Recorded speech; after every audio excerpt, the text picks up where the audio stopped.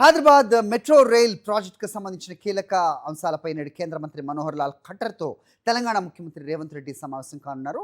ఈ సమావేశంలో కేంద్ర మంత్రి కిషన్ రెడ్డి కూడా పాల్గొనున్నారు. మెట్రో రైల్ ఫేజ్ 2 ప్రాజెక్టుకు కేంద్ర అనుమతులు, నిధుల కేటాయింపు, అలాగే ఐఆర్ఎఫ్సి ద్వారా రుణాల విడుదల అంశాలపై ప్రధానంగా చర్చించున్నట్టుగా సమాచారం. నిన్న కేంద్ర రైల్వే శాఖ మంత్రి అశ్విని వైష్ణవ్తో సీఎం రేవంత్ రెడ్డి, కేంద్ర మంత్రి కిషన్ రెడ్డి దాదాపు 2 గంటల పాటు సమావేశమయ్యారు. ఈ సమావేశంలో అధికారులు లేకుండానే పలు కీలక అంశాలపై చర్చలు జరిగాయి. రైల్వే మంత్రి అశ్విని వైష్ణవ్తో సానుకూల చర్చలు జరిగాయని తెలిపారు సీఎం రేవంత్ రెడ్డి. నేడు ఖట్టర్తో జరిగే సమావేశం అనంతరం మెట్రో ప్రాజెక్టుపై మరింత క్లారిటీ వచ్చే అవకాశం ఉందని పేర్కొన్నారు. రైట్, ఇదే అంశంపై అప్డేట్స్ మా కరెస్పాండెంట్ వెంకటేష్ న్యూఢిల్లీ నుంచి అందిస్తారు. వెంకటేష్, చెప్పండి. సో సమావేశంలో కేంద్ర మంత్రి కిషన్ రెడ్డితో కూడా రేవంత్ రెడ్డి మంత్రులతో సమావేశం అవుతున్నట్టు తెలుస్తుంది. అశ్విని వైష్ణవ్తో సమావేశాలు చాలా పాజిటివ్గా జరిగాయని కూడా చెప్పారు. ఈరోజు మనోహర్ ఖట్టర్తో సమావేశం అవుతున్నారు. ఏంటి మెట్రో ఫేజ్ 2కి సంబంధించిన అప్డేట్ ఎప్పుడు రాబోతోంది? ఏంటి మీ దగ్గర ఇన్పుట్స్? హైదరాబాద్లో మెట్రో రైల్ విస్తరణ పైన ఈరోజు కీలక సమావేశం జరగబోతుంది. ఈ ప్రాజెక్టుకు అడ్డుపడుతున్నటువంటి ఆటంకాలను, అవరోధాలను తొలగించేటువంటి క్రమంలో సిరీస్ ఆఫ్ మీటింగ్స్ జరుగుతున్నాయి.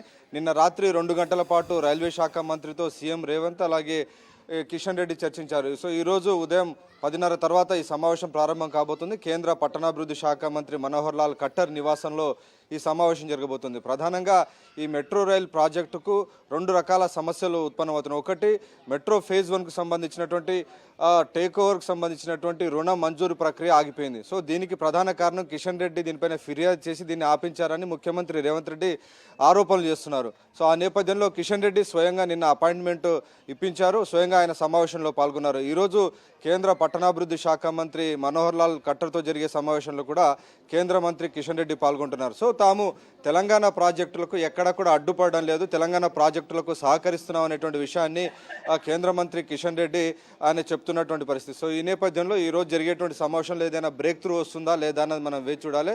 సో 13,600 కోట్ల రూపాయలు మెట్రో ఫేజ్ 1 కోసం అప్పు రాష్ట్ర ప్రభుత్వానికి అవసరం. కానీ అప్పు రిలీజ్ కాకుండా రకరకాల సమస్యలు ఉత్పన్నమవుతున్నాయి. సో అప్పు ఎలా చెల్లిస్తారు, వాయిదా ఎలా చెల్లిస్తారు అన్న దానిపైన వచ్చే ఆదాయం ద్వారా వాయిదా చెల్లిస్తామని రాష్ట్ర ప్రభుత్వం చెప్తుంది. సో వచ్చే ఆదాయం అంతా కూడా ఇన్స్టాల్మెంట్కే చెల్లిస్తే దానికి ఆపరేషన్, మెయింటెనెన్స్, జీతాలు, ఉద్యోగుల జీతాలు, మెయింటెనెన్స్ ఖర్చులు ఎలా చేస్తారని కేంద్ర ప్రభుత్వం ప్రశ్నిస్తుంది. దీనికి రాష్ట్ర ప్రభుత్వం నుంచి సమాధానం రావాల్సింది. ఇది మొదటి సమస్య. రెండవ ప్రధానమైనటువంటి సమస్య మెట్రో రైల్ ప్రాజెక్టు ఫేజ్ 2కు సంబంధించి దాదాపు 122 కిలోమీటర్ల మేర హైదరాబాద్లో మెట్రో ఫేజ్ 2ను విస్తరిస్తున్నారు. దీనికి 40,000 కోట్ల రూపాయలు అవసరం. సో ఈ 40,000 కోట్ల రూపాయలు 50% ఇటు రాష్ట్ర ప్రభుత్వం, 50% కేంద్ర ప్రభుత్వం భరించాలనే విషయం పైన సూత్రప్రాయ అంగీకారం తెలిపారు. అయితే దీనికి సంబంధించినటువంటి ఎలాంటి స్టెప్స్ తీసుకోవాలి, దాదాపు 70% లోన్కి వెళ్ళాలి, ఉన్నటువంటి 30%లో 15% స్టేటు అలాగే 15% సెంట్రల్ గవర్నమెంట్ ఫండ్ చేసేలా ఒక మెకానిజాన్ని రూపొందించారు. సో ఇదంతా జరగాలంటే ఫేజ్ 1కు సంబంధించినటువంటి క్లియరెన్స్ జరగాలి.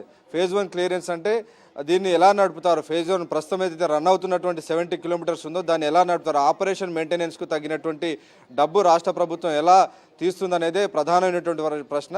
సో దీనిపైన చెప్పేటువంటి సమాధానం బట్టే మెట్రో ఫేజ్ 2కు అనుమతులు, నిధులకు సంబంధించి కేంద్ర ప్రభుత్వం హామీ ఇచ్చేటువంటి అవకాశం ఉంది.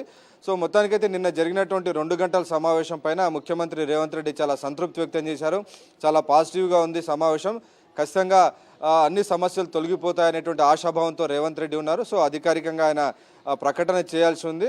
సో ఈ సమావేశం తర్వాత కొంత అధికారిక ప్రకటన వచ్చేటువంటి అవకాశం కనబడుతుంది.